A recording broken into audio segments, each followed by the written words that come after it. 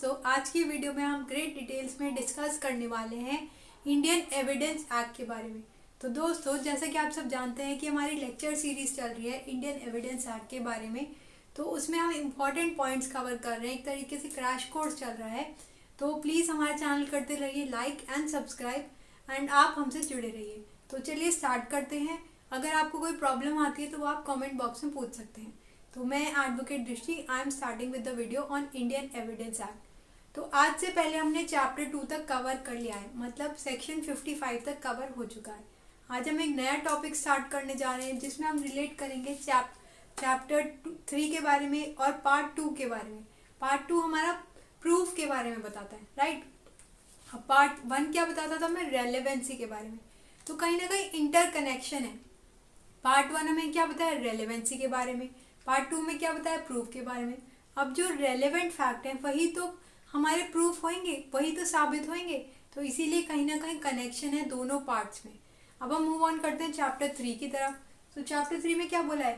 Facts judicial noticeable need not to be prove. कुछ ऐसे facts, कुछ ऐसे इसमें कथन दे रखे हैं, कुछ ऐसे इसमें तथ्य दे रखे हैं जो जिनको प्रूव करने की ज़रूरत नहीं है, जिन्हें साबित करने की ज़रूरत नहीं है। अब क्या है वो 56 में दे रखा है। अगर हेडिंग पढ़ेंगे, facts judicially noticeable need not to be proved. अब कुछ ऐसे तथ्य जिन पर जुडिशियल नोटिस होता है उनको प्रूव करने की ज़रूरत नहीं है, साबित करने की ज़रूरत नहीं है। रीज़न बीइंग कि ऐसे फैक्ट्स जिन पर कोर्ट खुद ही संज्ञान ले लेता है, खुद ही कॉग्निजेंस ले लेता है, या फिर खुद ही जुडिशियल नोटिस ले लेता है, खुद ही कंसिडर कर लेता है, तो वो हमें प्रूफ करने की ज़रूरत नहीं है, राइट। 56 में तय दे रखा है। अब आप बोलेंगे कि मैम एक बात बताइए कि आपने ये तो बता दिया कि judicial noticeable need not to be proved, ऐसे फैक्ट्स जो जुडिशियल जहाँ पे नोटिस है वो प्रूव करने की ज़रूरत नहीं है। लेकिन आप फिर ये बोलेंगे कि मैम ये तो बताइए कि जुडिशियल नोटिस होता क्या है। तो जुडिशियल नोटिस हमारा दिया गया है ऐसे फैक्ट्स पर जुडिशियल नोटिस अप्लाई करेगा। दैट मीन्स 57 में जुडिशियल नोटिस दिया गया है। अब क्या है वो हमें याद करने हैं। तो सबसे पहले दे रखा है कोर्ट शैल टेक नोटिस, मतलब कोर्ट मैंडेटरी पावर है, कोर्ट यहाँ पर बाउंड है, शैल पावर है, राइट। यहाँ पे दे रखा है फर्स्ट पॉइंट दे रखा है all laws within the territory of India. अगर कोई भी विधि हैं, सारी विधियाँ जो भी इंडिया के अंदर एप्लीकेबल हैं उन पर कोर्ट जो है वो जुडिशियल नोटिस ले सकता है, राइट। उसके बाद दे रखा है हमारा ऑल पब्लिक एक्ट्स, जो भी सारे पब्लिक एक्ट्स हैं, जो भी सारे पब्लिक एक्ट से रिलेट करते हैं या फिर पार्लियामेंट से रिलेट करते हैं, या सारे लोकल एक्ट्स जो भी हमारे क्षेत्रीय लॉज होते हैं, क्षेत्रीय एक्ट्स होते हैं, या फिर कोई भी पर्सनल एक्ट। तो इसमें हमने 3 चीज़ें कवर की, सारे पब्लिक एक्ट्स, सारे एक्ट्स जो पार्लियामेंट ने बनाए हैं, सारे लोकल एक्ट्स और सारे हमारे पर्सनल एक्ट्स। तो ये सारे गवर्न हो जाएंगे जहाँ पे कोर्ट जो है वो जुडिशियल नोटिस लेगा, मतलब जुडिशियल नोटिस के बारे में बताया गया है। अब क्या बोल रहे हैं थर्ड में, सारी चीज़ें जो रिलेट करती हैं हमारी आर्मी, नेवी, एयरफोर्स से, उन पर जुडिशियल नोटिस के बारे में यहाँ पर बात की गई है। उसके बाद क्या बोल रहे हैं कि प्रोसीडिंग ऑफ द पार्लियामेंट, जो भी पार्लियामेंट की, संसद की जो कार्रवाई होती है, जो भी प्रोसीडिंग होती हैं, या फिर कॉन्स्टिट्यूएंट असेंबली की। आप मुझे ये बताइएगा कि कॉन्स्टिट्यूएंट असेंबली स्टैब्लिश कब हुई थी। प्लीज़ आप कमेंट बॉक्स में बताइए जिससे आपका रिवीजन हो जाएगा। तो कॉन्स्टिट्यूएंट असेंबली की और पार्लियामेंट की सारी प्रोसीडिंग्स, या फिर स्टेट लेजिस्लेचर की, केंद्रीय लेजिस्लेचर की जो भी प्रोसीडिंग्स होंगी वो हमारी हो जाएंगी रेलेवेंट एज जुडिशियल नोटिस। इसके बाद आता है एक्सेशन, मतलब कोई अथॉरिटी में अगर कोई गवर्न करता है वो आ जाता है हमारा एक्सेशन में। इसके बाद है all seals in Indian courts, जो भी सारी सील्स हैं, सील्स मतलब कि जैसे कंपनी लॉ अगर आपने पढ़ा हो तो वहाँ पे दे रखा है सारी सील्स, एक असेंशियल होता है seal, seal of the court, seal of the company, मतलब इस तरीके से हो सकता है कि एक स्टैम्प की तरह ले आ सकता है। तो सारी सील, सारी मोहर जो कोर्ट में लगती है वो रेलेवेंट हो जाएंगी। ऑथराइज बाय लॉ, उन पर कोर्ट की विधि होनी चाहिए, मतलब विधि होनी चाहिए, विधि से वो ऑथराइज होने चाहिए। इसके अलावा नेक्स्ट है हमारा ऑफिस नेम्स और टाइटल्स। कोई भी जो ऑफिस है या टाइटल है या कोई भी नेम दे रखा है, कोई भी पद के बारे में दे रखा है, तो वो हमारा रेलेवेंट हो जाएगा। इसके बाद आते हैं नेशनल फ्लैग, और यहाँ पे दे रखा है क्या, recognised by government of India. अगर कोई नेशनल फ्लैग है तो वो भी हमारा रिकॉग्नाइज होना चाहिए गवर्नमेंट ऑफ इंडिया से, तो ये हमारा रेलेवेंट हो जाता है। तो आप मुझे बताइएगा नेशनल फ्लैग कब फोर्स में आया, राइट, और इसके 3 कलर्स क्या रिप्रेजेंट करते हैं, तो आप मुझे बताइएगा, तो याद हो जाएगा यहाँ पर भी, राइट। तो उसके बाद हम आते हैं हमारा नेक्स्ट पॉइंट के ऊपर, जो हमारा रिलेट करता है डिविजन्स के बारे में। कोई भी जो विभाजन होता है, कोई भी डिवीजन, या पब्लिक फेस्टिवल है, मतलब कोई भी हमारा त्यौहार है, और कोई भी फेस्टिवल है, या फिर कोई भी हॉलीडेज है, गजट हॉलीडेज है, कोई भी हॉलीडेज, कोई भी छुट्टियाँ, तो वो हमारी रेलेवेंट हो जाती हैं जुडिशियल नोटिस।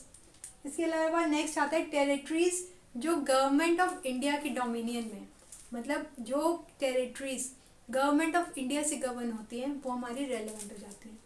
इसके अलावा आता है हॉस्टिलिटीज़। अब हॉस्टिलिटीज़ क्या होता है, हॉस्टिलिटीज़ मतलब कोई भी अगर दुश्मनी है या कोई भी वॉर की कंडीशन है जो हमारी है गवर्नमेंट वर्सेस स्टेट, अगर गवर्नमेंट और स्टेट के बीच में कोई भी हॉस्टिलिटी है, कोई भी एनिमिटी है, तो वो भी हमारी हो जाती है रेलेवेंट, जहाँ पर कोर्ट जो है जुडिशियल नोटिस ले सकता है। नेक्स्ट है सारे वकील्स, एडवोकेट्स, प्लीडर्स और अटर्नीज, इसमें सब कुछ कवर हो जाता है। उनके रिगार्डिंग जो भी प्रोसीडिंग होंगी, जो भी उनके वर्क रिलेटेड होगा, वो हमारा रेलेवेंट हो जाएगा अंडर जुडिशियल नोटिस। उसके अलावा आता है रूल्स ऑफ द रोड। अब ये बहुत इंपॉर्टेंट है, रूल्स ऑफ द रोड। कई बार रिलिम्स में पूछा जाता है कि रूल्स ऑफ द रोड मतलब सड़क के रूल्स, सड़क की लैंड के रूल्स, सी के रूल्स कहाँ पर दे रखे हैं, तो हम लोग सोचते हैं कि आउट ऑफ द सिलेबस आए और हम लोग इसे मिस कर देते हैं, तो ये बहुत इंपॉर्टेंट है हमारा। उसके अलावा नेक्स्ट पॉइंट में दे रखा है, ये एक पॉइंट नहीं है लेकिन नेक्स्ट पैराग्राफ में दे रखा है कि सारी हिस्ट्री, पब्लिक हिस्ट्री या कोई भी साइंस से रिलेटेड मैटर है, अगर कोई लिटरेचर से रिलेटेड मैटर है, तो वो हमारा रेलेवेंट हो जाएगा अंडर जुडिशियल नोटिस, राइट। तो इसके अलावा हम देख लेते हैं कि अब नेक्स्ट हमारा क्या पॉइंट आ रहा है। तो नेक्स्ट हमारा पॉइंट ये है कि ये हमने कर लिया डिस्कस। अब कोर्ट, इसमें लास्ट पैराग्राफ में दे रखा है कि कोर्ट जो है वो एक तरीके से उसकी डिस्क्रिशनरी पावर है।